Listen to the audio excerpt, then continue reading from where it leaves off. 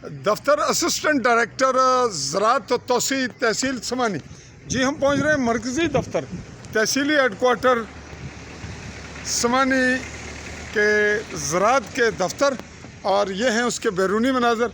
ये पिंड जटा रोड है और मेन गेट की कैफियत, इसके साथ जड़ी झाड़ियाँ और इसके पोल, इसका गेट, ये तो अलग हम एक लंबा सा विज़िट आपको देंगे।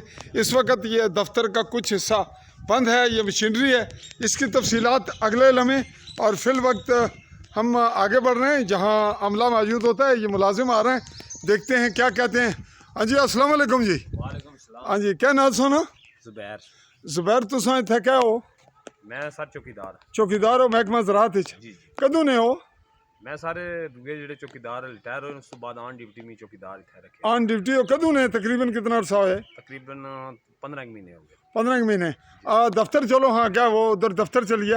नाज़रीन, हम आगे बढ़ रहे हैं दफ्तर की जानिब, लेकिन आपको ये मंजर दिखा रहे हैं। थोड़ा सा दीवार गिरी हुई है इस जानिब से भी, और वो जो उस जानिब बैक साइड पे दफ्तर का इसका हिस्सा है वो भी खेत यहाँ बनाया हुआ है। ये किस हवाले से कुछ क्यारियाँ, और इस जानिब की दीवार बाकी मामलात हैं। ये साथ बिल्डिंग है, इसके साथ पहले ये था होटल और इस वक्त ये क्लिनिक है।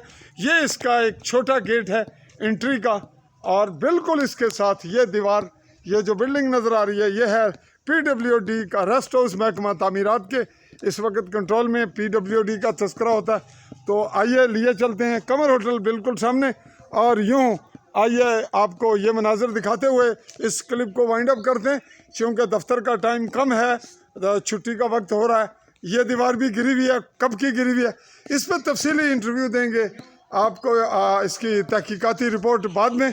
और अच्छा, क्या टाइम है जी इसलिए? तकरीबन 40 मिनट होने वाले। तो मैं भी 5-7 मिनट हो गए ना आए हैं, अंदर दाखिल होए हैं, वीडियो बन रही है थोड़ी रोकी सी। तो अमला इसलिए इतने कौन है मुलाजम? 12:30 टाइम खत्म हो जाना ड्यूटी ना, क्योंकि जुमे ना दिन है। तो वो तो 12:30 तू पहला मेरी गुजर हुई है, उस तो पहला भी कौन ऐसी है बंदे? नहीं सारी चीज़ सब अमला हाजिर से। तो 12:30 बजे ही गए? 12:30 मैं तो गुजरिया, मैं उसला नहीं गौर किया। तो हम इतने कौन है इंचार्ज, कौन है इंचार्ज? बाबू मतीन। बाबू मतीन मोतीन चौधरी तारड़ नाल वैसे आखने वो कुत्थे न? वो भी हुनी गए 12:30 में। 12:30। और कौन है इतने मुलाजम? और 2 मुलाजम नाल अपने AD साहब हैं। एडी ना कहना है अमार अमीन साहब। कहना है अमार अमीन साहब अमार अमीन कुत्थे ने? कुजरा लेने। कुजरा लेने ते रहने कुत्थे न? असन इत्थे दफ्तर ही जाने। रिहायश रात नहीं कुत्थे ने? वो जड़ी पिछा कमरा है जी उन्होंने को लाया, इसलिए कुधर गए? वो भी उन्हें निकले ना उधर पिंबर में। अच्छा, तो एडी हो गए, तो एक क्लर्क हो गए बाबू रफी, क्या नाम दसे? बाबू मतीन तार। मोतीन तारड़। तो त्रिया कौन है? बाकी 2 मुलाजम नाल और चौधरी अकरम ता नाल वो कुत्थे न? मोहम्मद नवीद। वो भी हुनी जिले 12:30 छुट्टी हो जाएगी। तो इसलिए तुस कल ही हो? मैं हूँ चौकीदार हूँ, मैं कल ही। जी नाजरीन, अज है जुमा, तारीख है अज 8 मई 2026। तो हाले 12:30 तो थोड़ा जहा टाइम टपया, 12:45 ने करीब तर, और 1 नहीं होया तो हम मुलाजमीन इतना इसलिए चले गए ना, छुट्टी ना टाइम है, जुमा भी है, बाकी मामूलात खुद बेहतर जवाब देंगे। अच्छा, इतने जरा भर ले तो साने दफ्तर बाकी जगह बंडाले ना और कुछ है दफ्तर? बंडालिया हो गया, पुणे, उसी खमा, उस तो बाद जड़ा बाकी काफ़ी जगह चौकी। अच्छा, इन्होंने बंदे जड़े मुलाजम जो छुट्टी जाने ना, उत्थे इंचार्ज वो दरखास्त कुत्थे देगा जाने? वो भी AD साहब की दरखास्त भेजना। अज तुसें कोई अज नहीं दरखास्त कुछ नहीं आई है मुलाजम नहीं? अज नहीं, फिर बाबू ही बेहतर पता होगा, क्योंकि बाबूरों को लमनी है वो फिर अगू जनाब। तुस सुबह नहीं थी हो? मैं तो हूँ आया 12:30। 12:30 सानी ड्यूटी होनी? हूँ स्टार्ट। तो जिसले तुस आए हो तुसने होने केड़ा अफसर गया? अपने बाबू मतीन साहब गए ना, उस तो बाद बस वो इतना वो गए ना, उस तो बाद पहला अपने AD साहब गए। AD साहब तो तुसाने 12:30 पहुंचने तो पहला चले गए सन? नहीं, वो फिर उन्होंने भी पिंबर डिप्टी डायरेक्टर उन्होंने प्रमोट हो गई है, डिप्टी डायरेक्टर बन गए। वो फिर पहला चले गए सन, कोई पता नहीं केड़े लगे तुसें इतनी नहीं मिले 12:30?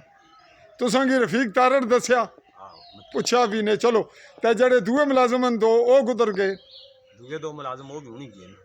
तुसा ने होने गए? जी जी अच्छा, तो जेड़े को बाहरों दरखास्त आवेगी वो एडी साहब को लवेगी जी या रफीक तारड़ साहब की बतावेगा? ना ना ना बाऊ मतीन की अच्छा, तो वोटर तो उसको सुने हो, घर वाले फैमिली इलाके ने लोग? नहीं वोटर का इस बारे रफीक अपना मतीन तारड़ साहब ये नाजरीन एक गल हुण जानांगे बाद विच तफसीलात।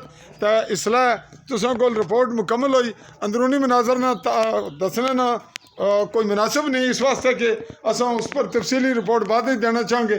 अलबत्ता एक झलक तुस तक सकने हो जड़ी शायद बाद असां इस सतह नहीं ना मिला।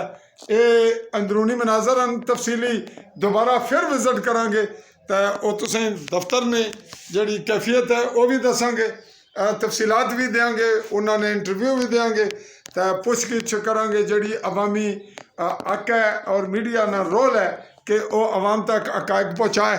तो यह ने अज ने छोटे जे एपीसोड नहीं गुफ्तगू नहीं जो मालूमात तुसां को लाई। तो दियो मी इजाज़त, चौधरी फैजरमान रहा मुखातब तुसां नाल आली न्यूज़ ने प्लेटफॉर्म पर हूँ। तो अल्लाह हाफिज़।